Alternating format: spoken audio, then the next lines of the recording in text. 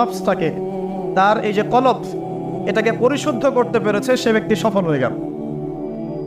ওয়াকাদ খাবা মান দাসাহা, আর যে ব্যক্তি তার নফসটাকে পরিশুদ্ধ করতে পারলো না, সে ব্যক্তি ধ্বংস হয়ে গেল। নফস কিভাবে পরিশুদ্ধ হবে, এটা আমাদের আজকের আলোচনার টপিক। তার আগে আমরা বলি, 5 ওয়াক্ত নামাজ ছাড়া নফস কখনো পরিশুদ্ধ হবে না।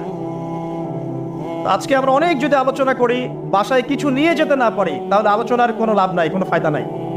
মানুষকে দেখানো, তাকবীর দেয়া, এই যে আমাকে প্রোটোকল দিয়ে নিয়ে আসলেন, ঠিক আছে, ভালোবাসা ভালোবাসার জায়গায়, কিন্তু দিন শেষে যদি আমরা আল্লাহর সামনে আত্মসমর্পণ করতে ব্যর্থ হই, তাহলে এই মাহফিলগুলোর বরকত নষ্ট হয়ে যাবে। আমরা কি চাই যে মাহফিলের বরকত নষ্ট হয়ে যায়?